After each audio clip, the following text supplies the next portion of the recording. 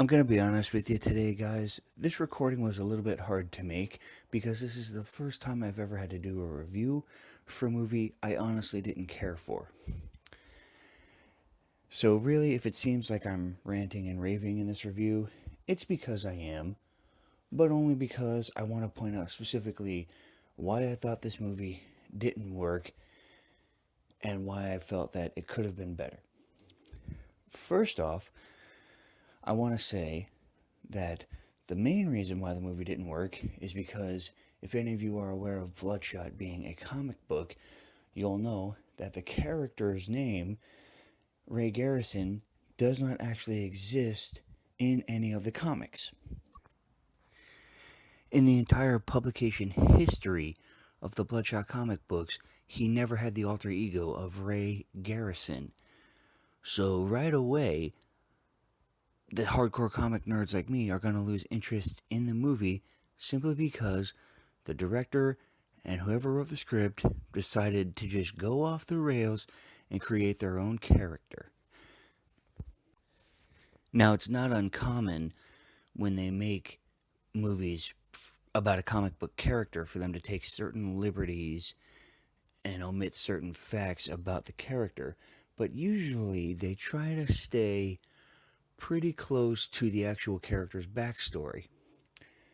Now, in this case, they took Vin Diesel, and because we're so used to seeing him playing the hero, they decided to give him the background of a soldier who was led to be killed in action.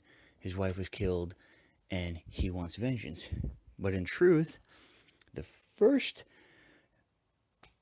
Bloodshot publication was about Angelo Mortali, who was a killer climbing the ranks for the mob and got in trouble with the FBI,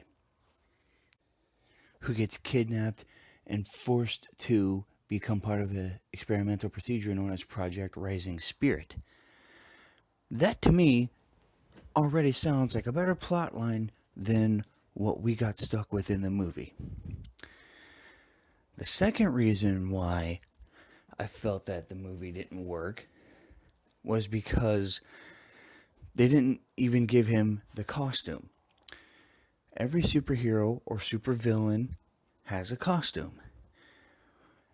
And we all look forward to seeing what the actor playing them looks like in the costume. Bloodshot is no different. But we don't even get a hint of him being in a costume. You can't have a superhero, a villain, or even an anti-hero without the costume. I mean, even in the X-Men movies, Wolverine still wore some sort of something with an X on it. I mean, that's like trying to make a Batman movie without him wearing the suit at all.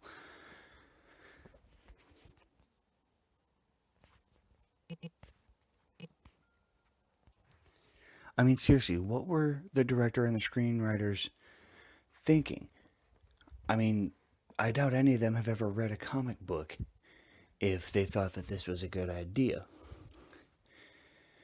Now, I should also point out to you that one of the reasons why I thought that the movie did work was the phenomenal acting. Vin Diesel, of course, is just a superstar, and you really believe that he's out to murder the guys that murdered his wife.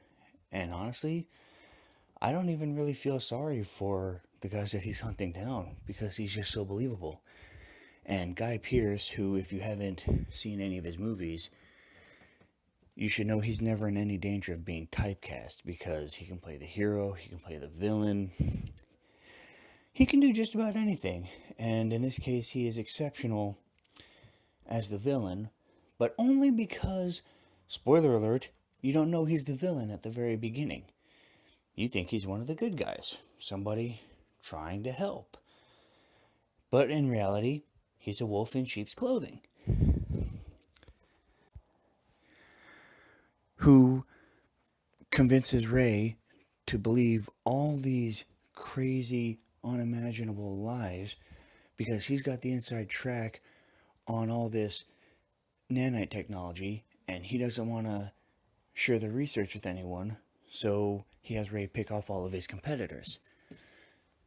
I mean, when I saw that, I thought this might make a plot for a good mini-series, maybe, because we could delve a little bit more into each of the characters, in every episode.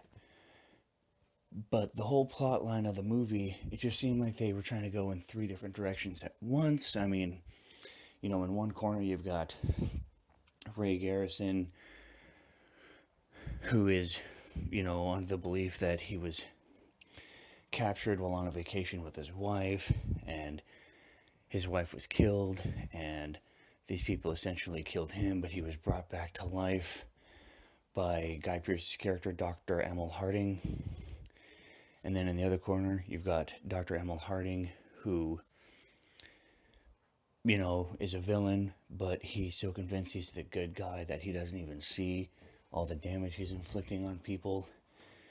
And then in the other corner, you've got, the rest of the team who believe, much like Emil, that they're doing everything for the greater good and can't believe that anybody wouldn't want to be a part of this willingly. And then we find out, sort of towards the very end of the movie, that the wife that Ray loved so dearly and we thought was dead and he was trying to avenge, well, comes to find out that she's actually alive and well. Her and Ray got divorced 5 years previous, and she got remarried and has a family in London. So I don't know, the whole overall direction of the movie was just terrible because they couldn't decide what direction they wanted to go in, so they tried to go in all directions simultaneously. There's a lot to follow, all at the same time. They don't really do a good job of cutting from one scene to the next. So while I thought that the acting was good, I give the actors all the credit in the world because they did their very best to try to turn, a diamond out of a rock, and it just wasn't going to work. So, to the studio heads, to the director, to the moron they hired to write that script, who I really hope gave them the money back, you ruined an amazing comic book character, and we can pretty much forget about getting a Bloodshot franchise out of this now. And I only hope that the next time these guys get together and make a comic book movie, they at least read it first. They don't wind up making up an alter ego for a character. Well, that's all for this week, guys. Don't forget to comment down below about what movie you want me to review next. Hit that like button and subscribe.